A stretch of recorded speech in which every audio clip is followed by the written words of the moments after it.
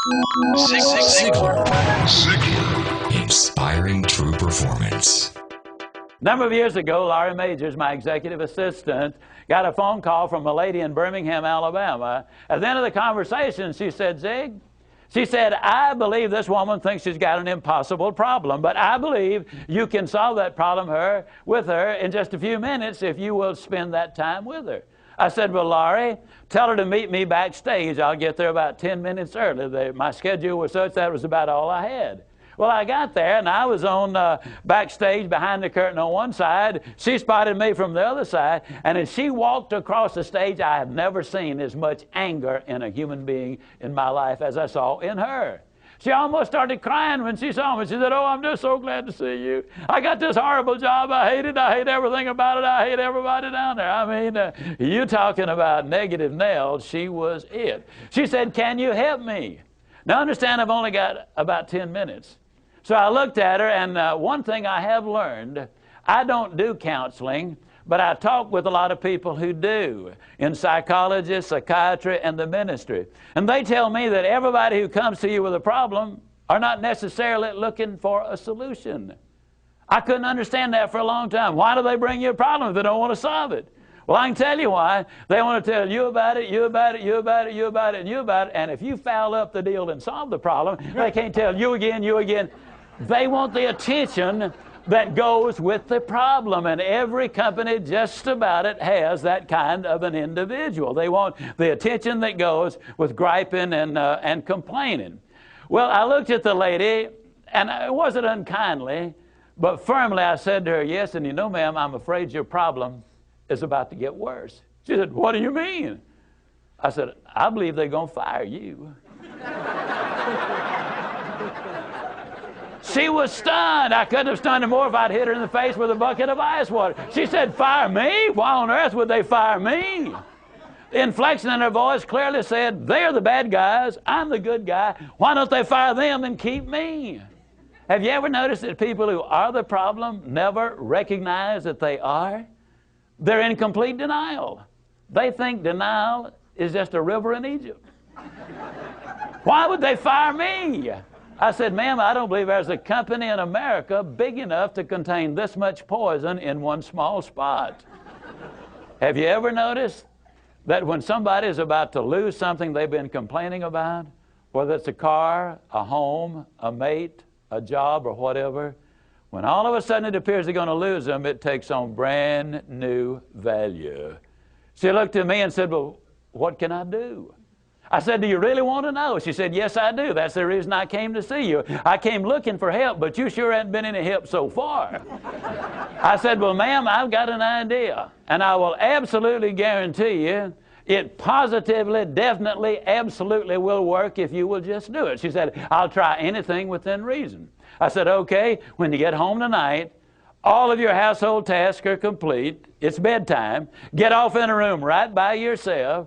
Get a sheet of paper out, and at the top of it write, I like my job because. She interrupted me. She said, that'll be easy. I don't like nothing about that job. Don't like nothing about those people down there. And I said, well, just as a matter of curiosity, do you work there for benevolent reasons, or do they pay you for working there? She said, well, I got to confess, they pay me. And I said, and you don't like to be paid?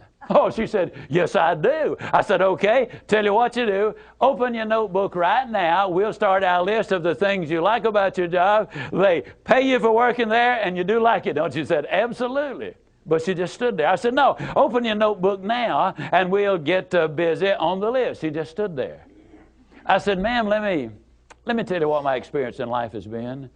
I've discovered that in 100% of the cases, no exceptions, people who won't take step number one never take step number two. You see, she had come to me with an impossible dream. Her dream was that nice Mr. Ziglar was going to solve all of her problems, and she would live happily ever after. Well, folks, I got news for you. I can't solve her problems. I can't solve your problems. But I will give you some steps that I'll absolutely, definitely, and positively will work for you, as it worked eventually for her. I said, well, ma'am, let me tell you something. Unless you're willing to take step number one right now, it's been nice talking with you. She angrily opened her notebook. Before we got through, there were 22 things she liked about her job. Not only did they pay her for working there, they paid her above average. She had 3 weeks vacation with pay. She had a retirement program. She was in on profit sharing. She had health insurance, life insurance, and accident insurance. She lived less than 10 minutes from home. She was in on management decisions. The company sent her to 3 seminars a year to be paid for. She had her own private office and parking place. 22 things that she liked about her job.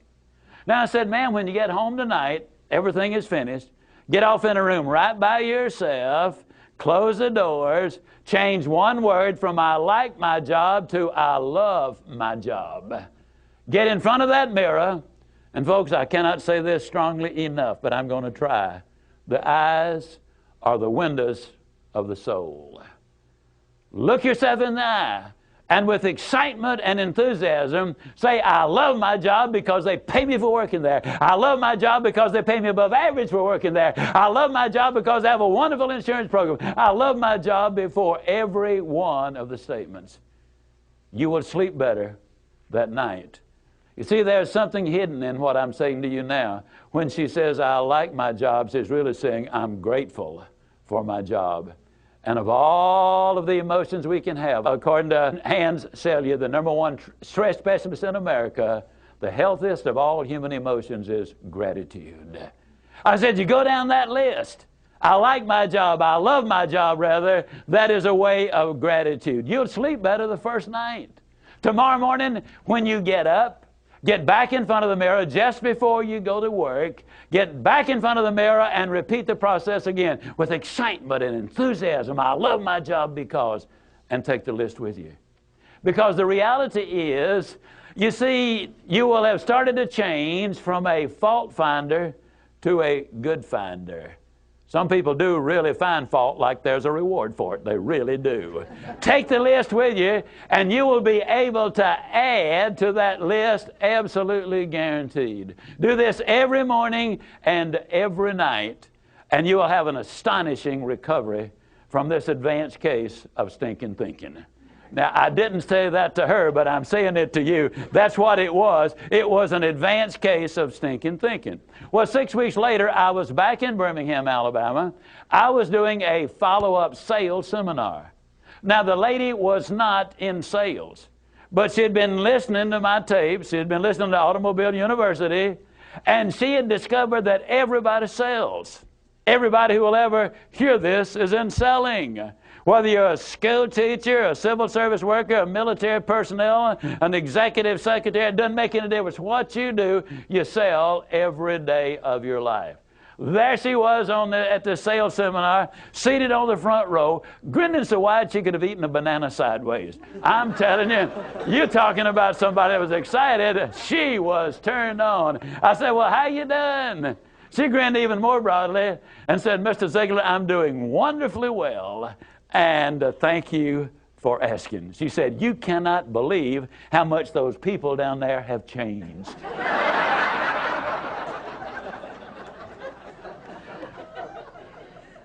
I got to lay it on the line, folks. You're not going to change anybody else till you change you. Everything really does begin with you. Now, you see, the unfortunate thing, this lady had been raised in a very negative environment. First, her parents had told her that she'd never amount to anything. They said, you know, you're always late, you're always sloppy, why can't you be like your brother or your sister or whatever? When she got married, her husband had continued it, and so her self-talk had become completely negative. Everything that she said about herself was negative. Like Dad said, I'll never amount to anything. Or like my husband says, I can't do anything right. But when she started changing the input, then some radical changes took place. Zig Ziglar. Inspiring true performance.